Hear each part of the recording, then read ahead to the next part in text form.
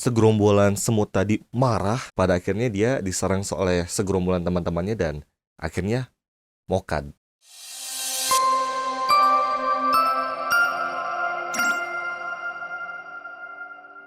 Assalamualaikum warahmatullahi wabarakatuh. Sahabat Quranku Surgaku Indonesia dimanapun kalian berada, puji syukur kita panjatkan kehadirat Allah Subhanahu wa Ta'ala. Semoga teman-teman semua sehat selalu di rumah ya. Dan seperti yang teman-teman bisa lihat, kali ini Quranku Surgaku Indonesia itu punya program baru, yang mana programnya kali ini benar-benar storytelling, tapi akan dibawakan langsung dengan hostnya. Nah, kebetulan untuk video kali ini, izinkan saya untuk memperkenalkan diri. Nama saya Ikyusan yang akan menjadi host pada episode pertama di program baru Quranku Surgaku Indonesia kali ini.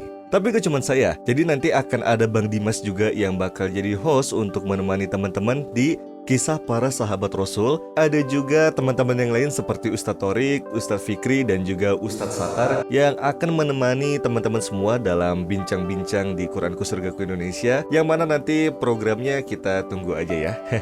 Oke, pada video kali ini saya ingin menceritakan sebuah kisah, yang mana kisah ini tentang kegabutan seorang Ibnu Qayyim, yang mana kisah ini diceritakan oleh Ibnu Qayyim dalam kitabnya Miftah Darus Sa'adah. Namun kegabutan ini bisa membawa pembelajaran untuk kita semua.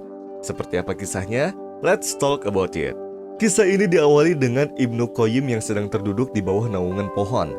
Jadi beliau ini mungkin sedang menikmati waktu luangnya di siang hari sambil bersantai di bawah pohon. Tiba-tiba ada seekor semut yang sedang berjalan di depan Ibnu Qayyim. Dan ketika Ibnu Qayyim sedang menatap si semut ini, ternyata si semut ini sedang menghampiri sebuah sayap seekor belalang yang sudah mati. Nah, karena si seekor semut ini gak mampu untuk mengangkat sayap belalang ini, akhirnya dia memutuskan untuk kembali ke sarangnya di bawah tanah untuk memanggil segerombolan teman-temannya untuk membantu dialah mengangkat sebuah sayap tersebut. Ibnu Qayyim yang melihat seekor semut tadi, tiba-tiba kepikiran, wah iseng nih, kayaknya diangkat aja nih si sayapnya. Sehingga akhirnya Ibnu Qayyim mengangkat sayap belalang tersebut. Dan ketika si seekor semut itu datang lagi ke sayap tersebut bersama segerombolan teman-temannya, mereka bingung, kok sayapnya gak ada? Ya akhirnya segerombolan semut tadi pada kembali lagi ke sarangnya. Tapi si semut yang pertama ini, dia terus memperhatikan dan mencari-cari di mana ya? Tadi ada sayapnya di sini, ada sayap belalang di sini. Di saat si semut itu sedang bingung mencari di mana sayapnya, tiba-tiba Ibnu Qayyim menaruh kembali si sayap belalang tersebut di depan si semut tadi. Sehingga si semut tadi, wah, ini nih sayapnya ada lagi nih. Sehingga dia kembali lagi ke sarangnya untuk memanggil segerombolan teman-temannya untuk mengangkat si sayap belalang tadi ke dalam sarangnya. Sekembalinya semut tadi ke sarangnya, nah, Ibnu Qayyim ini malah iseng lagi, diangkat lagi si sayap belalangnya. Sehingga ketika si semut tadi kembali lagi ke tempat sayap itu berada bersama segerombolan teman-temannya, ternyata sayap itu gak ada. Ya akhirnya si segerombolan semut ini kembali lagi ke dalam sarangnya, dan si semut ini kebingungan lagi mencari di mana sayapnya. Perasaan tadi ada di depan sini gitu, ada di depan gue gitu. Di sini Ibnu Qayyim iseng lagi, ditaruh lagi lah si sayap belalang tersebut di depan semut tadi. Si semut tadi akhirnya ngerasa, wah ini nih ada lagi nih sayapnya nih, gue bakal panggil lagi teman-teman gue di sarang. Ya akhirnya si semut tadi kembali ke sarangnya dan memanggil teman-temannya untuk mengangkut sayap belalang tersebut. Dasar Ibnu Qayyim iseng lagi. Ketika semut tadi kembali, si sayapnya itu diangkat sama Ibnu Qayyim, sehingga menyebabkan segerombolan semut tadi marah. Dan akhirnya mereka menyerang si semut yang satu ini, yang mereka yang menginformasikan bahwa ada sayap loh di sini. Padahal si semut ini jujur loh, tapi dia karena dijailin sama Ibnu Qayyim, pada akhirnya dia diserang oleh segerombolan teman-temannya dan akhirnya mokad. Ketika segerombolan semut ini menyerang si semut tadi sampai mati, akhirnya Ibnu Qayyim sendiri menaruh kembali si sayap belalang tersebut di depan para segerombolan semut tadi, yang pada akhirnya membuat mereka merasa menyesal atas perbuatan mereka yang menghukum si semut tadi, yang padahal dia ini gak punya salah apa-apa. Cuman ini dasar Ibnu Qayyim jahil banget ya. Nah, atas perbuatan Ibnu Qayyim terhadap seekor semut kecil tersebut, akhirnya beliau pun merasa tertegun dan bersedih. Beliau merasa bersalah dan akhirnya beliau pun galau. Dan ketika dia pulang dalam keadaan galau, dia memutuskan untuk bertemu seorang syekh bernama Ibnu Taimiyah. Nah, Ibnu Taimiyah ini menanyakan dong, kenapa kamu galau gitu loh, ada apa kok Ngana nih jadi ngerasa galau gini, gak biasanya Ngana nih galau seperti ini.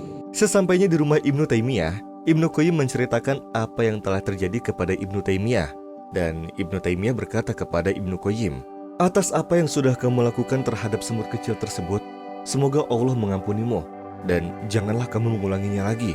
Dan untuk seekor semut kecil tersebut, Maha Suci Allah zat yang telah mengajarkan sebuah sifat buruk yang itu benar-benar sifat yang tidak terpuji, bahkan kepada seekor semut kecil sekalipun itu bisa memberikan efek yang luar biasa. Padahal si semut kecil ini gak berbohong, tapi dia difitnah sama Ibnu Qayyim yang membuat dia diserang oleh segerombolan teman-temannya.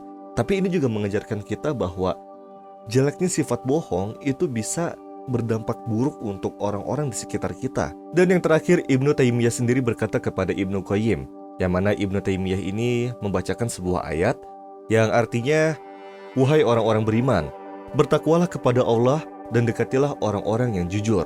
Memang sejatinya manusia itu gak ada yang sempurna, dan kita gak bisa tahu mana teman kita yang jujur dan mana teman kita yang fake. Tapi ketika kita ngerasa orang-orang di sekitar kita semuanya fake atau penuh kedustaan dan penuh kebohongan, maka jadilah salah satunya.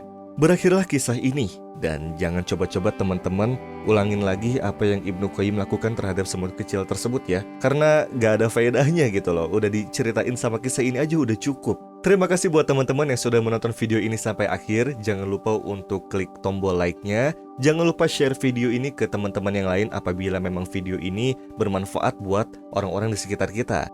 Dan yang terakhir, jangan lupa untuk subscribe. Dan kalau misalnya teman-teman punya masukan, bisa tulis aja di kolom komentar. Saya Ikisan pamit undur diri dan sampai jumpa di video berikutnya. Wabillahi taufiq wal hidayah. Wassalamualaikum warahmatullahi wabarakatuh.